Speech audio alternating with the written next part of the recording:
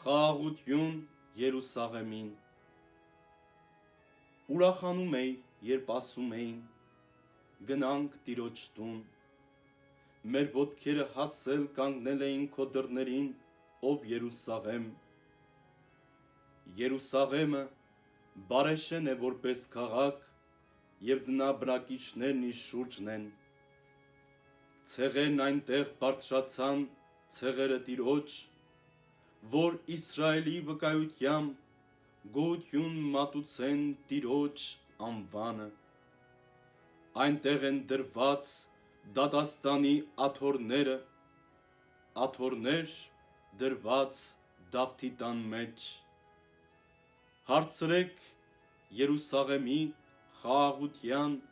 և շենության մասին դուք բոլորդ, որ սիրում եք այն։ Քո ամրություններում թող խաղաղություն լինի, և քո բերդերի աշտարակներում